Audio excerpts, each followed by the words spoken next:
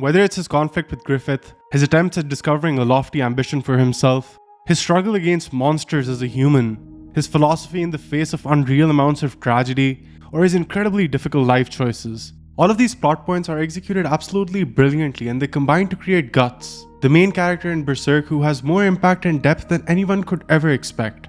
He contextualizes human struggle and gives us a guide to overcoming tragedies with a simple and positive message. You must live, but never at the cost of others. For the people who don't know already, manga or Japanese comics are an art form originating from Japan, but over the years they've had an incredible amount of impact across the world. Much like most art, manga also has a person or group of people pour their heart and soul onto their medium to create something that will last well beyond their own lifetime. Not only have their adaptations into anime had a widespread following, but the stories presented within the medium have inspired and resonated with countless people. They've brought forth compelling ideas at their best and given interesting experiences at their not so best. So for this video, I want to analyze Guts by focusing on the specific moments that define his character and how they add up to give a compelling narrative for the audience. And in order to do that, I think we need to look at who he is, what his journey was, and why he does what he does. So with that being said, let's dive in and look at why Guts is the greatest character ever. A defining trait about Guts' character is how he's constantly evolving. Rather than being a one-dimensional hero, he has 4 distinct phases that the story follows him through. So let's start with the first version we see in Chapter 1, the Black Swordsman arc. As Guts enters a tavern, he comes across some thugs and completely unprovoked, he absolutely demolishes them with his massive-ass sword. Soon enough, we find out he is doing this in order to hunt another demon. At this point, his character fits into the usual anti-hero archetype who is entirely focused on what he wants and pays little to no regards to other people or the consequences of his actions. Kinda like Wolverine, only instead of claws, Guts' weapon of choice is a massive sword which is noted as being too big to even be called a sword. Here we learn some things that will also be relevant later on. First is that these demons are very hard to defeat as they can even survive dismemberment. The second is that Guts has an extreme aversion to touch, lashing out against anyone that even comes close to him. The third is his apathetic outlook on life. He knows his presence will doom anyone near him, yet he believes if someone can't live their life the way they please, they might as well die, especially if they can't defend themselves from someone else's fight. And finally, the fourth is that Guts is hunting the God Hand, a sinister group that epitomizes the monstrous nature of enemies Guts has so far faced. So within the very first chapter, Miura has planted the seeds for the protagonist's goal, his perspective, his conflict and struggle, and finally the state of the world. As we move forward with the story, each of these is further expanded on. Next chapter, as Guts is walking on his journey, an old man traveling on a carriage offers to give him a ride. Initially he turns down the offer, but after some persuasion, he reluctantly agrees. While in the carriage, he falls asleep and we see that even in his dreams he's tormented by demons. Suddenly he wakes up and realizes an incubus is giving him nightmares. As he manages to get rid of the demon, the carriage he is on gets ambushed by a horde of skeletons. This attack lasts the entire night until daybreak, and even though he manages to survive, the father and daughter that helped him out did not. This incident also visibly shakes Guts, who feels guilty for being the cause of their demise merely by being close to them. But he consoles himself with empty words that this just comes with the territory, and he pushes forward. Eventually, as we near the end of the arc, Guts is faced by another demon. Here we learn the nature of the demons and how they come to life. While every demon is born a human, by sacrificing someone precious to them, they acquire these sinister powers. And anyone that gets sacrificed also gets branded with the same mark that Guts has on his neck. Here we also learn that the focus of Guts' rage is specifically towards one of the God Hand members, Griffith. After a difficult battle against the Count has ended, the Count's daughter starts to lose her mind, and in his own misguided attempt to try to comfort her, he suggests a pretty extreme solution. He basically tells her to herself if she can't cope with reality. He rationalizes this suggestion by telling her that she has the free will to do anything she wants with her life and she should do what she wants to do. However, this comes across as severely inconsiderate on his part and causes the girl to blame the reality of her situation entirely on Guts, which Guts accepts and silently just walks away with. But a few steps later, as he's out of the girl's vision, we see that his face is covered in tears. Not only is this the first time we've seen such emotion on him, it's also a big divergence from his stoic and pragmatic attitude. He clearly doesn't want to hurt people, but living in opposition to the monsters that hunt him day and night, he keeps inflicting pain on people that don't deserve it, and this fact evidently haunts him. At this point, we somewhat understand who Guts is as a character, but in the next arc, we learn how he got in this position and why he is the person he is. An obvious thought that arose from the prologue was, why is Guts like this? And Miura uses the next arc to expertly answer this very question as we enter the Golden Age arc. This is the second phase of Guts' character, where we're taken back to the past and learn how his story began. His story starts underneath a tree, adorned by lifeless bodies. Amongst those bodies is that of a woman whose umbilical cord is protruding out and snapped off the middle. This is Guts' mother, beneath whom he is lying on the ground with the other half of the umbilical cord still attached. By the time Guts is 6 years old, he's already on the battlefield working under Gambino, the leader of the mercenaries and his foster father. But this is not a loving relationship, rather it's quite the opposite, as the entire camp sees him as a curse. Not only that, Gambino routinely abuses and hurts the child if he makes even the slightest mistake. And with this dynamic, a few more years pass until Guts finally becomes capable of wielding a sword. At this point, Gambino has the child's power against him, only to exert his own dominance and hurt Guts if he ever manages to effectively defend himself. As Guts grows older, he starts participating in battles and proves himself to be a formidable young warrior. However, Gambino does not take pride in this. Rather, he envies the kid. In that same envy, he sells Guts to a man made for the ugly bastard category, who proceeds to assault the boy as he's sleeping in his tent one night. Here, a struggle ensues between the child and a full-grown man who quite easily overpowers him, and in the process breaks his morale by telling him this was made possible only because the person Guts thinks of as a father wanted to sell him. Eventually, Guts manages to exact his revenge against him, but not against Gambino, because he can't believe he would do such a thing. As he grows older, he still remains in denial despite the constant mistreatment he has to endure from Gambino, who loses his leg during a battle. This renders him completely helpless and useless for a band of mercenaries. Yet, despite this, Guts continues to support him. One day, after getting drunk, Gambino is driven to madness and he tries to attack Guts, who reflexively defends himself. But this defense ends up saving his foster father. This throws the camp into an uproar as they chase Guts down. He barely manages to escape the pursuit by falling down a cliff, only to end up being faced by a pack of wolves that attack him. After managing to fend off the attack, he passes out and through a stroke of luck is taken in by a group of mercenaries. Not the one he was with before, a different one. Here he finds a temporary home and grows to become a powerful warrior. More out of a necessity to survive than a desire to become one. But all of this changes one day when he runs into the Band of the Hawk with their leader, Griffith. At this point, we're familiar with Guts as an adult and have also seen the conditions he was raised in. So Miura uses the next part of the story as a bridge to show us how Guts became the character we saw at the very start of the story. This phase starts with the Band of the Hawk ambushing Guts, who easily dispatches most of them, but this display of power appeals to Griffith, who challenges him to a duel. The terms of the duel are simple. If Guts wins, he walks away freely, but if Griffith wins, Guts joins the Band of the Hawk. Here we see Guts lose for the very first time, and he doesn't accept it easily. He fights to the very end until eventually he passes out from his injuries. As Guts starts working for Griffith, he quickly becomes one of the most strongest and most effective warriors in the entire camp. And in this process, we see a completely new side of Guts. He opens up to people, mostly because of the Hawk's persuasion, but unlike the consistently tragic series of events we've seen so far, the Band of the Hawk actually welcomes him. Well, most of them at least. He learns what it means to have people that rely on him, and people that he can also rely on. They help him experience happiness for the first time in his life, and he helps them by becoming the decisive factor in all their battles. Here we also see how Griffith is the perfect parallel to Guts. Where Guts is a brawler that jumps into fights without a second thought, Griffith is a calm and strategic leader. Where Guts is socially inept and rude, Griffith is charismatic and well-mannered. Where Guts is straightforward and direct in his social interactions, Griffith is conniving, deceitful, and hard to read. But there is one parallel between the two of them that Guts repeatedly reflects. A gap born from Griffith's ambition compared to his. Not just because of what Griffith has accomplished so far, but because of what he wants to achieve as well. This parallel eventually reaches a breaking point when Guts overhears a conversation Griffith is having and learns how the man he reveres sees the world. Griffith believes every man should live a life as a martyr to the god called dreams.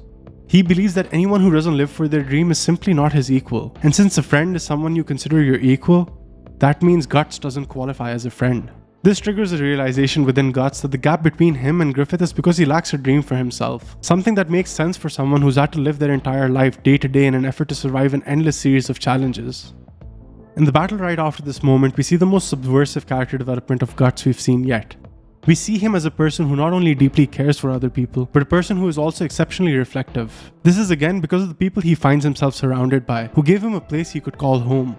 Amongst them is the second in command to Griffith, Casca. Guts and her get into multiple arguments with each other where she points out that Guts' self-centered attitude puts Griffith at risk. She accuses him of not caring about others, and this thought actually bothers Guts, who started to care for his comrades. Coming back to the battle, Casca and him get separated from the Hawks and end up having to fend for themselves against multiple enemies. During this point, he also takes care of her and says some rather questionably sexist things. But most importantly, he puts Casca ahead of himself and insists that she should escape. This means he'll have to fight against 100 enemies on his own. Eventually he convinces her and we see him face them all one after another. But despite the unfavorable odds, not only does he survive, but he manages to beat all 100 of them, coming out as the 100-man slayer Guts. As he's recovering after the battle, he has a conversation with Casca where he contemplates, what does he live for when his life has always forced him to live from one day to the next just trying to survive? But he believes that in order to find his dreams and ambitions, he needs to leave and discover what he values in life. This is exactly what he does as he prepares to leave the Hawks one cold winter morning. But this decision of his isn't acceptable to most of the band, especially Griffith, who relies heavily on Guts and has put himself in danger to ensure that Guts survives multiple times. This leads to a duel, the same way as how Guts originally joined the Hawks. It's a direct one-on-one battle with Griffith. The winner does what he wants and the loser submits to the winner. Guts easily defeats Griffith with a sword swing strong enough to outright break Griffith's sword, rendering him helpless when Guts' sword looms over him. However, Guts doesn't inflict any damage and he simply accepts the victory and walks away. Here he leaves behind the Hawks and an absolutely devastated Griffith, but he imagines that the person he reveres would be able to overcome this. This is not the case. In a moment of weakness, Griffith makes a terrible mistake and is imprisoned by the deranged king he serves after having an intimate night with his daughter. Eventually, Guts learns that Griffith has disappeared and Casca is leading the Hawks, so he reunites with them to find out what happened. On their journey to rescuing Griffith, one day Casca and Guts end up having a fight due to the immense pressure Casca has had to deal with since Guts left them. As Guts consoles her and reasons with her as to why he made the decision, we get to see this argument transform into a rare intimate moment where for the first time we see Guts be vulnerable. We see him in the most raw state we've ever seen him, literally and metaphorically. He looks down at her and suddenly he's reminded of himself as a child when Donovan forced himself on him. This triggers an absolute mental breakdown for Guts due to his PTSD. All at once his memories come rushing back to him and he relives the trauma of that night. The guilt of having taken his own abusive father's life, and feels shame for having ruined a first time for himself and Casca, and he simply falls to his knees and curls into a ball on the ground. Despite everything that's happened, she assures him of how she feels about him, and for a short moment's respite, they lose themselves to each other, and we see a side of Guts we never expected to see. However, this happiness and moment is short-lived, as the very next day they leave to rescue Griffith. When they reach the prison cell he's been confined in, they see Griffith in a state that is beyond decrepit. He has lost his hair, tongue, and even his grip on reality. The sight is unbelievable to Guts, Casca, and the others with them. During his entire time being tortured, Griffith used Guts' memory to ground himself in reality. When he finally comes to rescue him, Griffith can't help but feel anger and tries to strangle Guts. Much to no avail, as he has no strength in his arms. While the attempt surprised Guts, he can't help but feel sympathy for the greatest person he's ever known, and he embraces him with tears in his eyes. Feeling remorse, dread, and pain for his part in this tragedy, he is unable to come to terms with what Griffith has been turned into. In an effort to escape the confines of Griffith's underground cell, he tears through countless enemies and clears a path for them which they eventually escape from. However, they continue to be pursued by more of the king's soldiers, one of whom is demonstrably beyond human. As they attempt to overcome this monstrous demon, they are saved by an enemy they encountered before. An enemy that made Guts feel pure fear and terror for the very first time. This enemy is Nosferatu Zod, a demonic creature and the very first one Guts ever encountered. Not only were they spared by him during their first encounter, during a battle where Guts was a part of the Hawks, Zod again reappeared by giving Guts a weapon while he was defenseless. This is the third time we've seen Zod, and that too in a completely unexpected moment as he's helping them fight his own kind of monster instead of fighting the humans that should be against him. By now we begin recognizing that there is some sort of magical connection between the behelit that Griffith wears on his neck and a premonition of death that Zod keeps insisting on. And this is proven to be true all too soon. Driven to madness by a severe disability, Griffith takes the reins of the horse carriage he's being transported in and he just tries to escape the situation. As he's driven to the brink and contemplates ending himself right then and there, the behelit he ended up losing once again reappears. As the Hawks chase after him and run towards him to help, suddenly we see an eclipse that triggers a tear between dimensions. This is the world of the demons. Here we see Guts and Griffith along with the Band of the Hawk come in contact with 4 members of the God Hand for the very first time. If Griffith chooses to sacrifice them all, not only will he see his good health return, he would be blessed with powers equaling his greatest imagination. And that is exactly what happens. In order to realize his ambition, he sacrifices everything he has. The people that raised him to great heights, and the same people who would willingly give their life for him. This triggers the sacrifice of the eclipse, where we witness a massacre, a unilateral slaughter beyond comparison. Surrounded by an endless horde of demons, when Griffith makes his decision, everyone in the Hawks gets branded the same way as the Guts we saw from the start of the series. And here, the demons start attacking them in a gruesome display of superiority. Guts is extremely shocked by this decision, but he still wants to believe that Griffith wouldn't do this, and he struggles against all the monstrosities with all his might. But one after another, he sees the only people he ever cared about, his comrades, fall to the most brutal deaths imaginable right in front of his eyes, until only two remain, Casca and Griffith. Casca, similar to Guts, has been dealing with the endless onslaught from the demons. However, she was unable to withstand the attacks like Guts, so fell victim much earlier than him.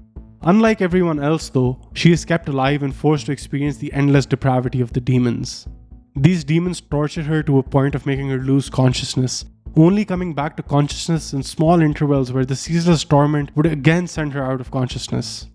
Eventually, Guts is restrained by the demons, and they bring Casca in front of him and torment her a few feet away from him in front of his eyes. He struggles and attempts to reach Casca, but when he moves a few steps forward, a demon bites through his arm and stops him. At that very moment, Griffith is also reborn and becomes Femto. Donning the same hawk armor as the one he wore during his multiple battles, he is covered in black with a revitalized body and wings that give him flight. He uses these to land in front of Guts. At this point, Guts still believes in Griffith's humanity, but what he does next makes him lose all hope. Surrounded by demons, Griffith locks eyes with Guts and assaults Casca in front of him. The only person Guts has ever loved, and the only person that has ever shown him love, is viciously being assaulted by the person he revered. Seeing this makes Guts explode in a frightening rage as he begins using his sword to escape the demon's jaws, but to no avail as his sword breaks. But he still doesn't give up. He uses the broken sword to instead dismember his arm, which he does successfully, and he begins running towards Griffith. But the demons surrounding him are countless and they restrain him again. He continues to struggle in order to escape their clutches, but the demons just push him down further into the ground, with one of their claws piercing his eye, which is now filled with a combination of blood and tears at what he's witnessing, eventually passing out to the injuries. At that very moment, a person Guts ran into during his year alone appears, and he manages to rescue Guts and Casca, taking them back to the human realm. As Guts awakens from the trauma of the eclipse, we see him covered in bandages from head to toe. Now he resembles the Guts we saw in the start, missing an arm and an eye. While he's still reorienting himself, he remembers Casca and rushes over to her, but the woman in front of him is no longer the same person he knew. The eclipse has entirely broken Casca, and has made her a hollow husk of a person who can't even speak. When Guts tries to talk with her, she attacks him in an effort to escape his reach. This is the only person that has accepted him when he was at his most vulnerable, and now she doesn't even recognize him. The sight of Casca has left Guts speechless, who is overwhelmed with more emotions than he can tolerate, and he simply runs out of the place they were resting in. He knows not where he's going, but he keeps running until he collapses in an empty field. Here, he's reeling from the memories of the eclipse and remembers all the joy he once experienced with the people he cared about, and how those same people were subjected to the worst possible demise imaginable, when all of a sudden, he starts getting attacked by demonic spirits. Even now, he's not allowed to fully recover from his tragedy, but suddenly, the Skull Knight appears and helps him understand what has happened and how he saved him. Here, Guts is told that to survive he must struggle without end. In the face of such tragedy, he needs to keep pushing on, and faced by all these demons that will haunt him every night, he must continue to fight. Faced with the options to either accept defeat and die, or fight and seek revenge, he chooses the latter. And this is where we see the Guts we were first exposed to when the series started. This is the birth of the traumatized and sociopathic version of Guts who told the child herself. This is the Guts who believes that if you can't defend yourself, whatever you have destined in your fate is deserved. This is the Guts who's just coping with the trauma he has had to endure in the only way his traumatized and constantly threatened self can. Now we understand him and know that he's not a bad person. He's just in a bad situation trying to survive. This perfectly ties into his next stage of character development and the third version of Guts that we see, signified by 3 specific moments. During this phase, Guts struggles with living a life for revenge, but just focusing on giving care and support to the people that matter to him, and his entire character arc is finding an answer as he stands at this crossroads. The first time this crossroads appears clearly is during the Cracks in the Blade chapter, where Guts has a conversation with Godo, the blacksmith. Here, Godo asks Guts a simple question: why not run away from war, from hatred? Now I can't honestly do justice to the weight of this conversation with the kind of video this is, so you must read it to properly experience it, but I'll try to summarize it the best I can. Guts confronts his own decisions and a path for revenge up till now, courtesy of Godo, who helps him come to the realization that in an effort to avenge the irreplaceable things he lost, he abandoned the last remnants of those irreplaceable things, specifically Casca, who had arguably endured a pain worse than Guts. Godo notes how Guts is losing his humanity, and instead of actually trying to heal from the trauma, he's running from confronting it by leaving behind the only person who is supported and actually understands his trauma, all while living a life driven by hate, anger, and revenge for something in the past rather than something in the future. That night, as Guts finally gets the chance to have a peaceful sleep, we see how tormented he is. From the trauma of the event and the constant attacks that don't let him sleep, he blames himself for everything that's happened. And in order to find a meaning for himself, he feels that he abandoned the meaning he got from the people around him. The second significant moment happens in the Arrival chapter. Here, Guts sees Griffith for the first time since the eclipse. And as expected, he is driven into a mad rage the second he sees him. But then something happens. Right as he seems ready to lunge towards Griffith and attack him, he hears Casca beside him, and this snaps him out. He finally realizes that there are more important things than his selfish desire for revenge. Instead of going after Griffith, he focuses on ensuring they're able to defend against the danger surrounding them. And we finally see the growth Guts has gone through from not caring about the defenseless to putting their needs before his.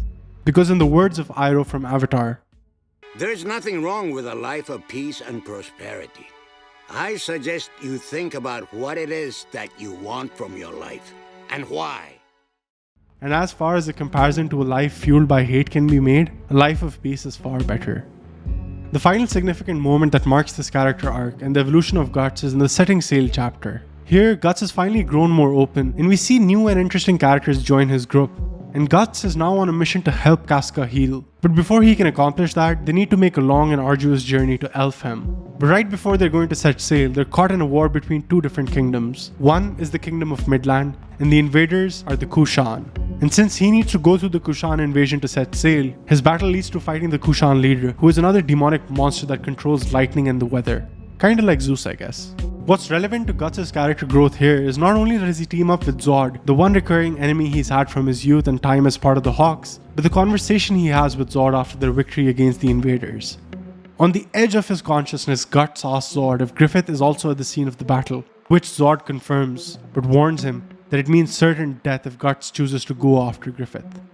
Here, one of the new people that joined the group, Serpico, interjects the conversation and stands between the two of them and helps remind Guts what he's focusing on, which is healing Casca. This is the exact realization that Guts needed, and he finally chooses the road he wants to walk on. He abandons his revenge for Griffith and he boards the ship, walking away from the battle, where in the distance we can see Griffith.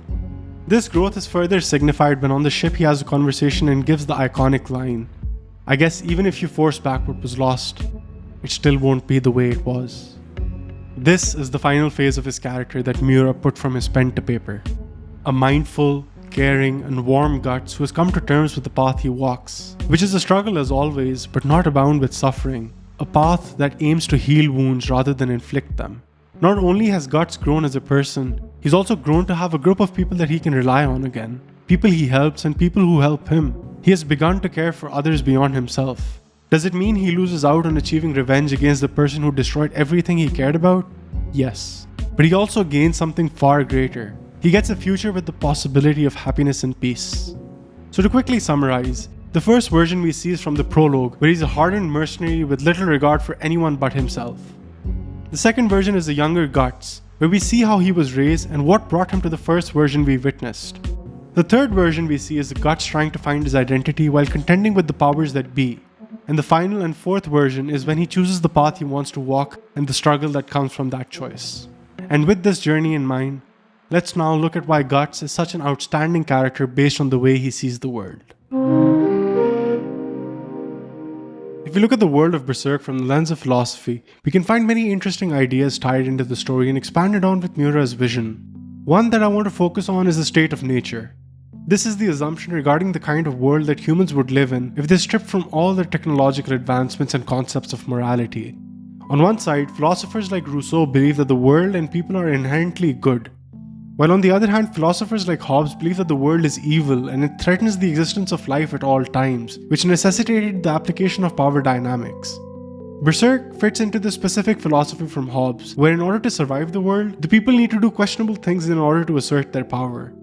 The world is based around a might is right mentality, with survival of the fittest being the governing principles. This is also where Guts takes center stage. A character who is forced into having to participate in this grotesque game of life and death from the moment he is born. He is the Ubermensch who wills his dreams to life from Nietzsche's philosophy, alongside his rival Griffith. But where Griffith falters and loses his humanity, Guts' entire struggle is compelling because he's trying to survive while also retaining his humanity even though he faces monsters every day without rest. Guts' character generally operates in a grey area. His actions and the consequences of those actions are born from the misguided approach to take revenge against the most vile abominations known to man. It's simply trying to fight fire with fire, and the unnecessary damages caused by it emotionally impact Guts himself. And these are the reasons that he eventually changes. He just tries to make things work, and in the process often stumbles and makes mistakes as well. But what is most important is he learns and changes from those mistakes. He does not simply accept it. It is always transformative. As Nietzsche puts it, greatness for humans lies in amor fati, a love of fate.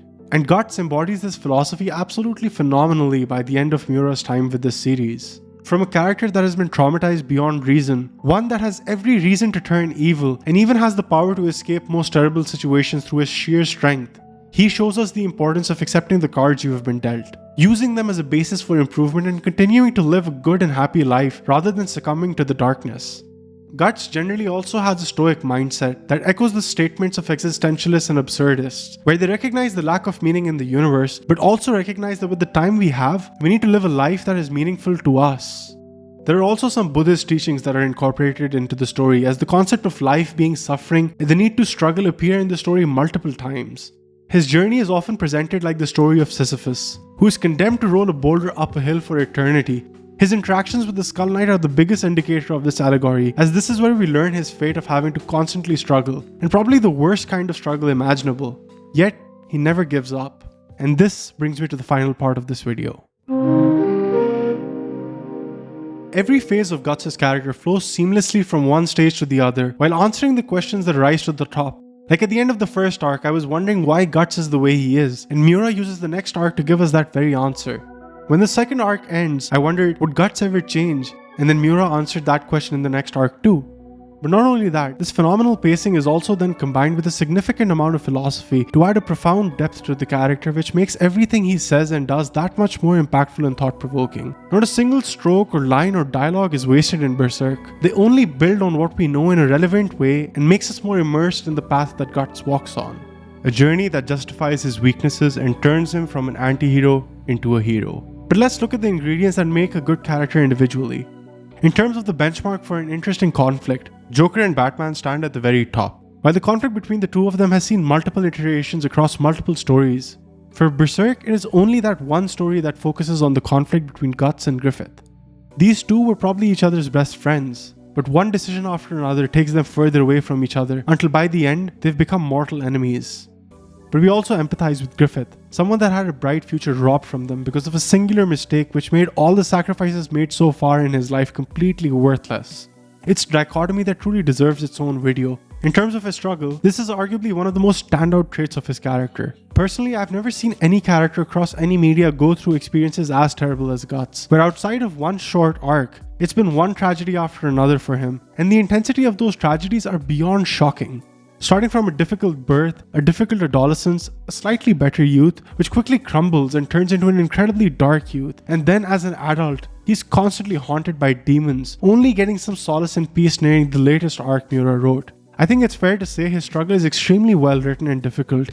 In terms of his life philosophy, even that is absolutely brilliant, as Miura sprinkles some of the most impactful philosophers across generations with some of the most relevant philosophy in our times, specifically that of existentialism, with Nietzsche being the driving influence. Concepts like Übermensch, Amor Fati, Sisyphus, will to power, the meaning of life, and many more take shape in this story to add incredible amounts of depth to the narrative. For character development, the entire section where I covered his evolution is testament to how amazingly his character grows, and how the pieces of the puzzle come together for us to make sense of who Guts is. There are multiple big moments throughout as well, both good and bad, like the 100-man Slayer Guts, the team up with Zod, the Eclipse, the Berserker armor reveal, and so many more. There is no shortage of jaw-dropping moments delivered by Guts. The philosophy aspect just makes his thoughts and actions so much more deeper that I always felt there's more to this character than what I've just seen. And with all of this in consideration, I think that Guts is indeed the greatest character ever written. Before I end, there's one thing I would like you to consider about Miura's artistic genius and dedication. Berserk is made by a mangaka who across multiple decades painstakingly poured his heart and soul onto a canvas and etched a story into our minds that would likely last for generations. The status quo for the biggest and most popular stories is and has always leaned towards Shonen Jump titles because they're just generally easier to convert into anime series which have a mass appeal. This, combined with the weekly release format, means people can regularly follow it, and finally being geared towards a younger audience makes it have a bigger chance of success anyway. Miura must have been painfully aware of this reality. But still, he continued to work on Berserk even if it never truly peaked commercially or in terms of popularity that many others have. Despite being far slower than his shonen peers, he took his own unorthodox approach to ensure he created a masterpiece that had such incredible depth and detail that there is no proper comparison that can ever be made with it. It is a masterpiece in its own right and its own place. None can take the mantle that Berserk is deserved of, and it is without a doubt one of the greatest pieces of fiction I have ever had the pleasure to experience, because this journey has been nothing short of a phenomenal odyssey. And there is no hope at all. No, Zuko. You must never give in to despair. Allow yourself to slip down that road and you surrender to your lowest instincts. In the darkest times, hope is something you give yourself. That is the meaning of inner strength. But despite all this, there's one thing holding Guts back, and it is that he cannot beat Goku. So maybe he's not the best character.